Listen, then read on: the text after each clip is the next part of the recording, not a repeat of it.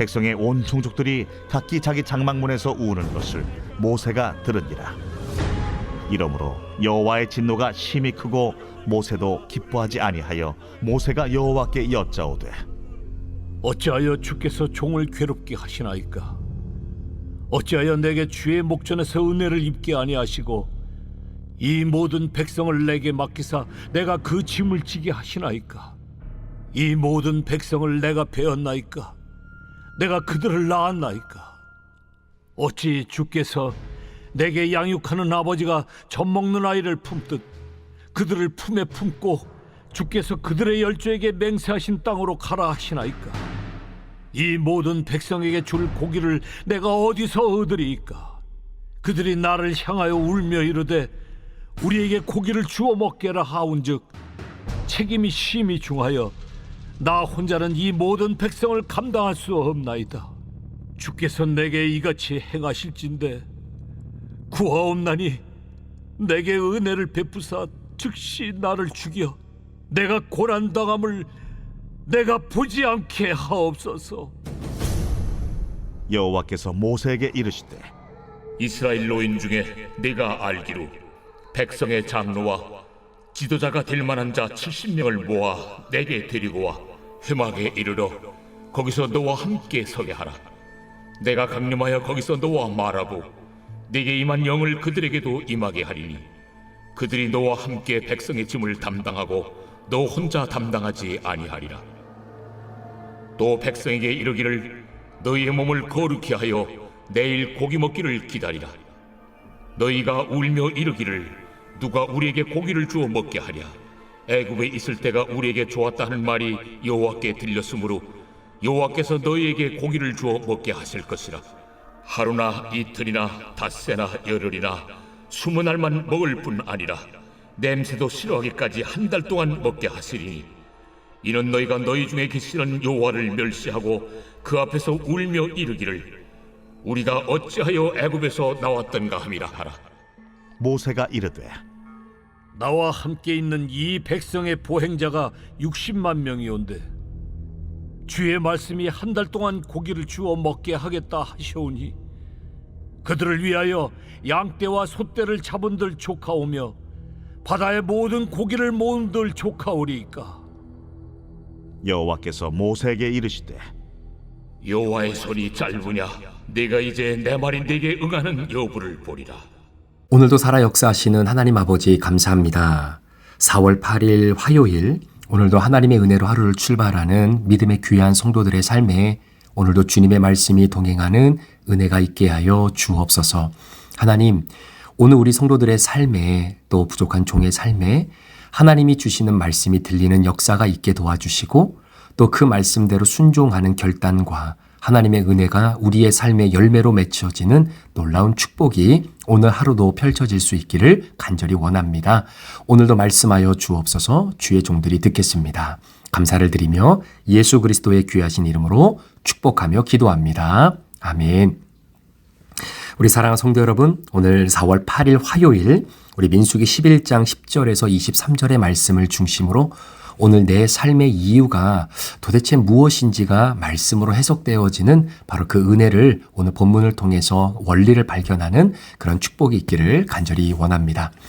우리 브릿지 교회가 2025년도 우리가 표로 함께 삼고 걸어가고 있는 중요한 그런 문구 중에 하나가 바로 말씀으로 내 삶이 해석이 되어지는 바로 그런 한 해를 우리가 함께 살아가기를 원합니다. 사실 우리가 신앙생활하면서 가장 힘들고 어려운 것은 내가 처한 이 환경과 나의 모든 삶의 양태들이 하나님의 말씀으로 해석이 되어지는 바로 그 은혜가 우리 가운데에 소멸되어질 때가 가장 힘들 때가 아닌가 그런 생각이 됩니다. 때로는 내가 힘들고 연약한 환경 속에 처해 있을 때 왜 이러한 환경이 나에게 주어지게 됐는가라고 하는 불평과 원망이 사실은 하나님 앞에 감사보다 더 빨리 그리고 더 많이 나올 때가 많이 있죠.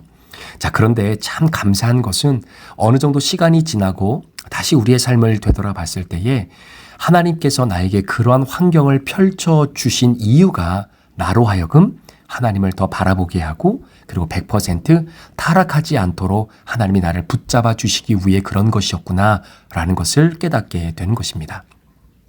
자, 사실 우리의 환경의 이유가 해석이 되니까 그때야 비로소 우리의 삶에 감사가 나오게 되는 것이죠. 저도 아버님이 이렇게 목회하시는 것들을 쭉 보면서 때로는 이해가 되지 않는 부분도 사실 많았습니다. 그럼에도 불구하고 이제는 저도 똑같이 그 목회 여정을 걸어가면서 아버지가 목회하셨던 그때그때의 상황을 한 번쯤 이렇게 돌아보면 하나님께서 아버지에게 그런 시련의 시간, 아픔의 시간, 또 때로는 정말로 하나님께 매어 달릴 수밖에 없는 상황과 여건을 허락하실 수밖에 없었던 이유가 바로 그래서 그랬구나라고 하는 것들을 조금이나마 깨닫고 이해가 되어지는 부분들이 있는 거죠. 자, 그것이 이해가 되어지니까 이제야 비로소 아버지가 하나님 앞에 감사를 하셨던 이유가, 그런 환경 속에서도 감사를 하셨던 이유가 그래서 그랬구나라는 것들을 조금씩은 이해가 좀 되는 것 같습니다. 자, 여러분, 오늘 여러분들과 함께 나누고자 하는 이 말씀 안에서 여러분은 오늘 어떤 상황을 좀 만나고 있으십니까? 우리 그리스도인들에게 처해지는 모든 상황과 모든 일에는 하나님께서 허락하신 이유가 다 있습니다. 여러분, 우리 인생의 깊은 감사는 어디에서 나오는 것일까요? 여러분, 감사는 우리의 성품이 좋기 때문에 나오는 것이 아닙니다. 여러분, 우리의 삶 가운데 감사가 터져 나오는 것은 어느 날 현재의 내 이유가 깨달아지는 순간이 오게 되어질 때에 우리는 감사의 고백이 나올 수 있는 거죠. 자, 그래서 데살로니가 전서에도 말씀에도 범사에 감사하라라고 하는 말씀이 나오지 않습니까? 그러니까 우리가 범사에 감사할 수 있는 것은 범사에 내가 처한 나의 현재의 이유가 하나님께서 주신 매일매일의 말씀을 통해서 깨달아질 때에 우리는 감사가 고백되어지고, 그 감사가 매일매일 이어질 때 우리는 범사에 감사할 수 있는 것이죠. 따라서 말씀으로 내 현재의 이유가 해석이 될 수 있는 그런 은혜가 여러분 가운데 있기를 원합니다. 여러분, 인간의 고통의 원인은 그래서 다른 것이 아니라 해석되지 않는 고통이에요. 사실 해석만 되어진다면 이해가 되고 받아들여질 수 있습니다. 그런데 해석이 안 되니까 이게 정말로 미칠 노릇이고 죽을 맛이다라는 것이죠. 왜 하나님 나에게 이러시는 겁니까? 왜 하나님 나에게 이런 시련과 아픔을 주십니까? 자, 오늘 우리가 함께 다루게 될 이 본문 말씀에 바로 모세라고 하는 한 주인공이 그가 처하고 있는 그 현재의 이유가 해석되어지게 되는 은혜를 하나님께서 모세에게 주시는데, 자, 그 영적인 원리를 오늘 잘 깨닫고 저와 여러분의 삶에 한번 적용하며 살아가면 어떨까요? 자, 오늘 본문 말씀에 보면 백성들이 모세에게 불평을 쏟아붓습니다. 자, 200만 명이나 넘는 이스라엘 백성들이 오늘 모세를 향해서 요구하는 것이 뭐냐면 고기와 생선을 먹고 싶다라는 거죠. 뿐만 아니라 예전에 우리가 애굽에서 노예 생활을 할 때 정말로 값없이 먹었던 오이와 참외와 파와 이와 같은 야채들도 먹고 싶다라는 겁니다. 자, 그런데 여러분 한번 생각해 보세요. 여러분, 그들이 고기와 생선을 먹고 싶다고 합니다. 오이도 참외도 파도 야채 등도 먹고 싶다고 합니다. 그런데 여기가 무슨 농작물을 재배하는 곳도 아니고 여기는 광야 한복판이잖아요. 자, 그러니까 고기와 야채를 어디서 구하겠습니까? 자, 그러니까 이스라엘 백성들이 모세에게 불평을 쏟아붓고 있는 이것은 철저하게 모세가 해결해 줄 수 없는 상황에서의 불평이다라는 거예요. 여러분, 엄마들이 아이를 낳고 나서 보통 산모 우울증을 많이 겪는 경우들이 있습니다. 자, 그 이유가 뭐냐면 아이들이 울어요. 갓난 아이가 계속 웁니다. 자, 울기는 우는데 문제는 왜 우는지 해석이 안 되는 거예요. 자, 우는데 만약에 해결이 되잖아요. 그러면 산모 우울증 안 걸립니다. 그런데 산모 우울증이 걸리는 가장 큰 이유가 아이가 우는데 해석이 안 되기 때문이다라는 거예요. 자, 지금 200만 명이나 되는 이스라엘 백성들이 마치 모세를 향해서 울면서 원망하는 겁니다. 그런데 그 모든 원망이 모세에게 다 집중이 되어 있어요. 그래서 어디를 가든 200만 명이나 되는 그 많은 숫자, 그러니까 어디를 가든 이 이스라엘 백성들을 다 만나게 되잖아요. 그런데 어디를 가든 사람들이 하는 이야기가 다 모세 때문이다라는 거예요. 모세 때문에 우리가 이렇게 됐고, 모세 때문에 이런 어려움을 겪고, 모세 때문에 우리가 이런 힘든 여정을 걸어가고 있다. 여러분, 리더십은요, 불평을 들어야만 하는 숙명의 자리입니다.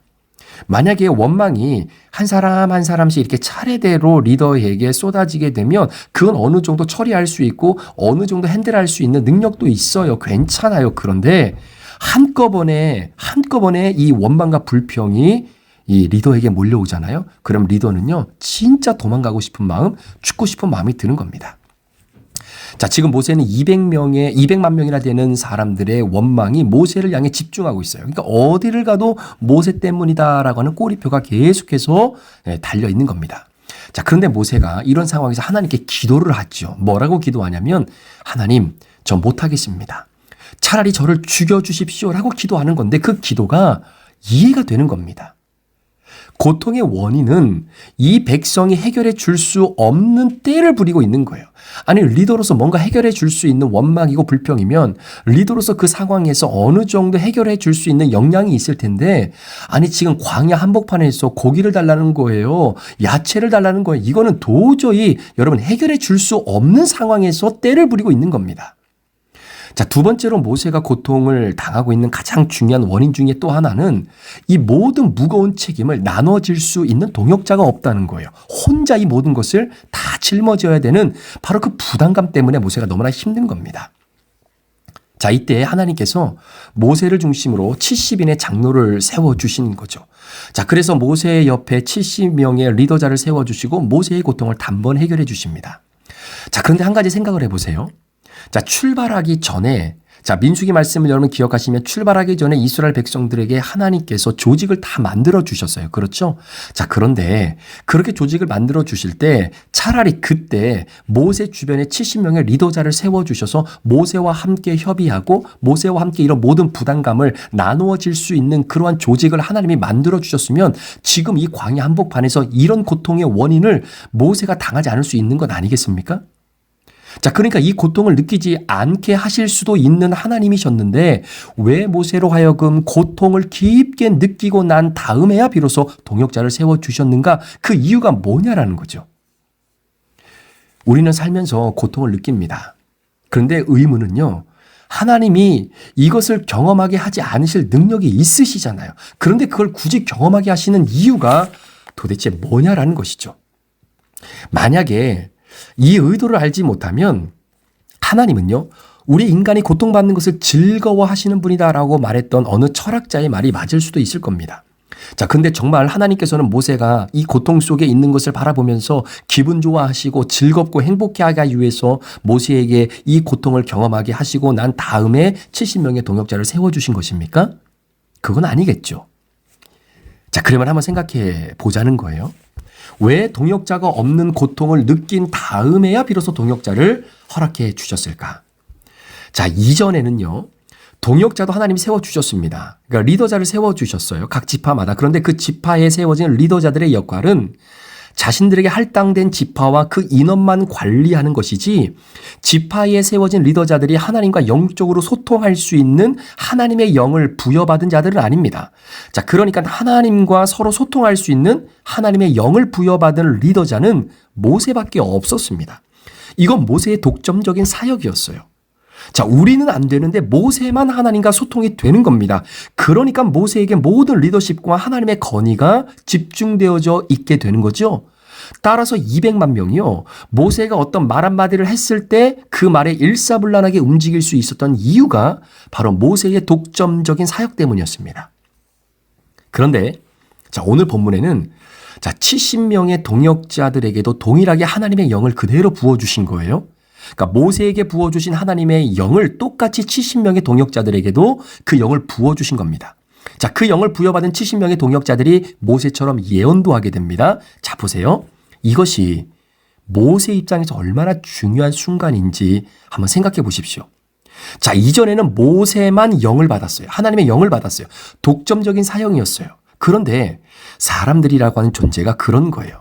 어떤 리더십의 자리에서 그 권력의 맛을 보잖아요. 여러분, 어떠한 사람도 그 권력을 맛본 사람은요, 그 권력을 내려놓는 것이 쉽지 않아요. 너무나 어렵습니다.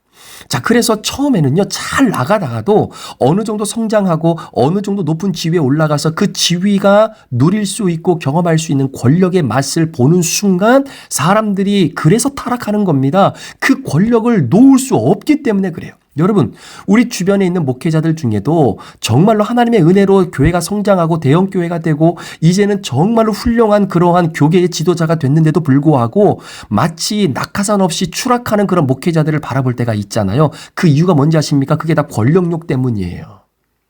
뭐 총회장이 되고 어느 기관의 장이 되고 그러면서 많은 사람들이 자신들 앞에서 머리를 조아리고 그 사람의 말에 모두가 다 동의해주고 잘한다라고 칭찬해주고 그래서 끊임없이 교만에 교만을 쌓다 보니 그 자리에서 나 혼자만 경험할 수 있는 바로 그 리더십의 권력의 맛을 이미 봤기 때문에 이제는 그것을 내려놓으려고 해도 못 내려놓는 겁니다. 여러분, 교계에서 가만히 보면요, 물론 다는 그렇지 않겠지만 거의 대부분이 자녀들에게 여러분 목회의 그 자리를 계승하려고 하는 목회 세습을 하는 목사님들을 가만히 보세요. 그 이유가 뭐냐면요, 뭐 여러 가지 이유가 있겠지만 물론 다 이유가 있겠죠. 그런데 가만히 들여다보면요, 그 중심에는 내가 담임 목사로 있을 때 누렸던 이 교회에서 얻었던 그 권력의 맛, 이걸 아들을 통해서 내가 계속 유지해 보겠다라고 하는 마음이 더 많은 것 아니겠습니까? 그거 누가 모르겠어요. 자, 이와 마찬가지로 오늘 200만 명 이상 되는 사람들, 이 이스라엘 백성들을 이끄는 모세의 리더십은요, 모세 혼자에게만 독점적으로 운영되어졌던 하나님의 권력이에요. 하나님의 독점적인 사역이었어요. 그러니까 나 혼자 독점하고 있었던 그 영의 권위를 이제는 70명이 나눠 가지는 겁니다. 자, 그때부터 어떤 일이 벌어지냐면 대체 불가능한 존재가 바로 모세라고 하는 리더자였어요. 그런데 70명의 동역자를 세우고 동일한 하나님의 영을 부여해 주시는 순간 이제는 모세가 대체 불가능한 사람이 아니라 대체 가능한 존재가 되는 시점입니다. 여러분 아십니까?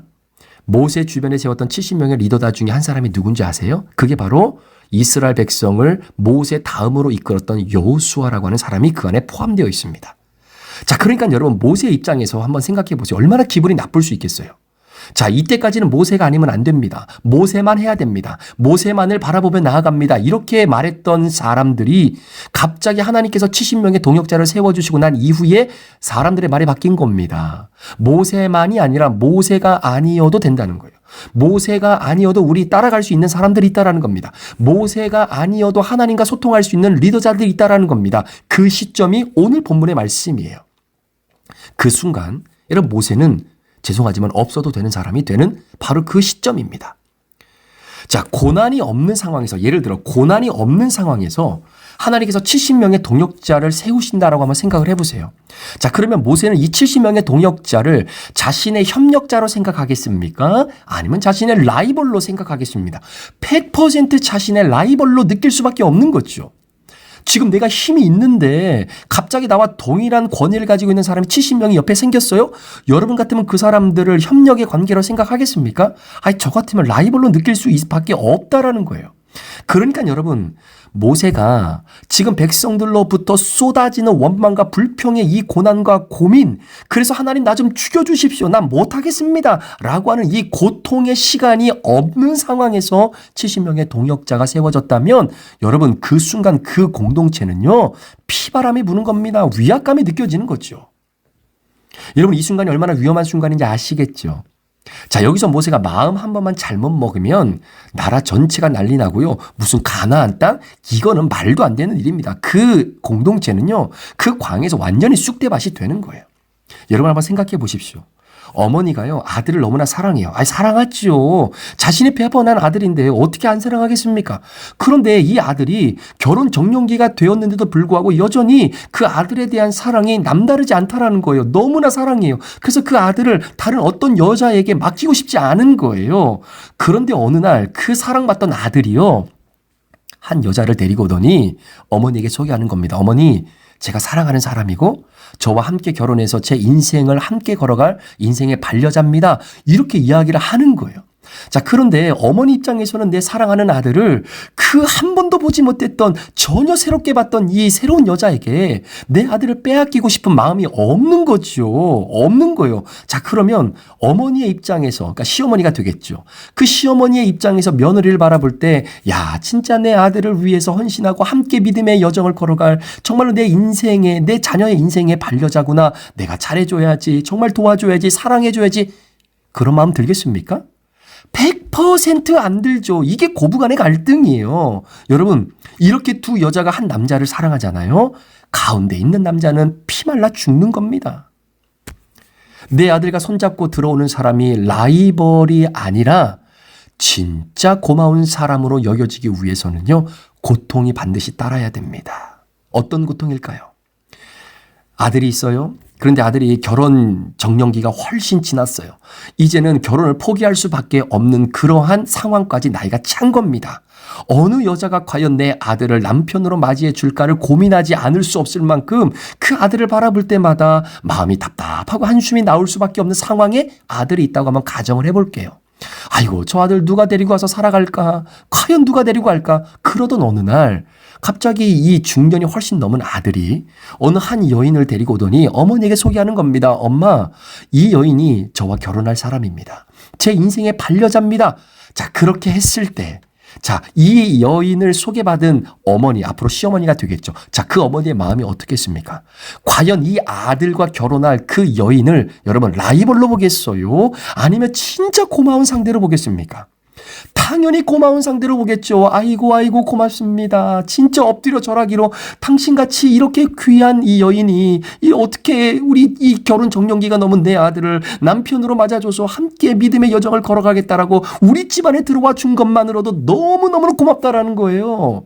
라이벌이 아니라 진짜 믿음의 동역자로 어떻게 보면 자신의 딸보다도 더 사랑할 수 있는 그러한 관계가 되는 것 아니겠습니까? 왜 그럴까요? 이유가 있는 거예요. 아들이 결혼 정년기가 훨씬 지나서 이제는 더 이상 결혼의 꿈을 더 이상 꾸지 못하겠다라고 판단되어지는 그 마음의 고통이 있었기 때문입니다. 고통이 있어야 상대방이 라이벌이 아니라 동역자로 느껴지는 거예요. 고통을 느꼈기 때문에 시험과 아픔과 환난을 경험했기 때문에 70명의 동역자가 너무나 감사한 사람들이다라는 겁니다. 자, 그러니까 여러분 잘 보세요. 모세가 인격이 좋고 성품이 대단한 사람이었기 때문에 자신 옆에 세워진 70명의 동역자들과 함께 서로 협력의 관계를 이룬 것이 아니라 죽을 만큼의 고통을 만났기 때문이에요. 정말 힘들 만큼 내가 더 이상 못 가겠다라고 할 만큼의 고통을 만났기 때문에 지금 이 공동체가 결국 가나안 땅까지 들어갈 수 있는 그 이유를 하나님이 허락해 주신 겁니다. 그러다 보니까 이 모세는요, 70명의 동역자들을 위협감으로 느끼는 것이 아니라 너무나 고마운 존재로 느끼는 거죠. 그래서 여러분 성경을 가만히 들여다보면요, 이 70명의 동역자들과 모세가 어떤 갈등이 있었다, 어떤 문제를 가지고 서로 마음이 나뉘어졌다. 그래서 바울과 바나바가 결국은 이 마가를 데리고 가느냐 마느냐로 서로 갈라졌다. 이런 내용들이 신약에는 나오잖아요. 근데 구약에는요, 그런 내용이 없어요. 특히 이 장면에서는 그만큼 70명의 동역자를 정말로 하나님이 주신 동역자로 바라보고 있었기 때문이죠. 자, 그러니까 여러분 그런 것 같아요. 모세가 결국은 이 느보산에서 자신의 눈으로 가나안 땅만을 바라봤지 그 땅을 밟아보지는 못했잖아요. 그러니까 그 이유가 물론 여러 가지가 있죠. 불평을 했기 때문에도 그렇고 다 여러 가지 해석이 있지만 오늘 말씀을 준비하면서 가만히 생각해 보니까 그래, 꼭 모세여야만은 아니었구나. 하나님께서 모세로 하여금 이 고통을 겪게 하셨고 그 고통 때문에 진짜 죽을 맛을 느끼는 그 순간, 자, 너 혼자 하는 것 아니지? 네가 혼자 다 하는 것 아니지? 너만이 느끼는 그 권력의 맛 이제는 다른 이들과 나누고 함께 동역의 관계를 이뤄도 괜찮은 거지? 그리고 네가 가지고 있는 그 모든 부담감 이제 나누어줘도 되는 거지? 이 모든 것들을 하나님께서 열어주시고 이제는 모세와 같은 그러한 성향의 리더자들을 하나님이 세워 가셨던 모습을 보면 굳이 모세가 가나안 땅에 들어가서 이스라엘 백성들을 인도하지 않아도 모세와 같은 역량을 가진 하나님의 영을 소유한 바로 여호수아와 같은 또 다른 리더자를 하나님이 준비하신 것을 보게 되는 것 아닌가라는 생각을 해보게 됩니다. 사랑하는 여러분, 오늘 우리의 삶의 이유, 오늘 나의 삶의 현재의 이유가 해석이 되어지기 위해서는 반드시 고난과 힘듦과 아픔이라고 하는 시간이 사실 우리에게 필요합니다. 그 시간을 통해서 오늘 내가 이 현재 여기에 있는 이유가 그래서 그렇구나 라고 말씀으로 내 삶이 해석이 되어지는 은혜. 오늘 모세는 바로 고통이라고 하는 이 시간을 통해서 모세는 그 이유를 발견하게 된 것이죠. 혹시 여러분 오늘도 고통과 아픔 속에 오늘도 살아가고 계신 우리 성도님들이 계신다면 그 고통은 여러분을 힘들게 하는 그러한 고통이 아니라 오늘 내 삶의 현재 이유를 하나님께서 깨닫게 하시는 하나님의 교부제의 한 부분임을 꼭 기억하셔서 오늘 여러분의 삶의 이유, 내가 오늘도 살아가는 내 현재의 이유를 말씀으로 다시 한번 깨닫는 은혜가 있기를 우리 구주 예수 그리스도의 이름으로 축원합니다. 기도하시겠습니다. 하나님 아버지 감사합니다. 내 삶의 이유는 다른 무엇으로 찾는 것이 아니라 바로 하나님께서 내게 주시는 고통과 시련과 그 아픔의 시간을 통해서 내 삶의 내 현재 이유를 다시 한번 발견하게 됩니다. 오늘 모세가 정말 하나님 앞에 저를 죽여주십시오 라고 할 만큼의 고난과 고통을 통과하고 난 이후에 그래서 하나님이 70명의 동역자를 세워 하나님의 뜻을 이루어가게 하셨던 것처럼 오늘 우리의 삶도 하나님의 말씀으로 해석되어지는 내 삶의 이유를 발견하는 은혜가 우리 성도들 가운데 있게 하여 주옵소서. 감사를 드리며 예수 그리스도의 존귀하신 이름으로 축복하며 기도합니다. 아멘.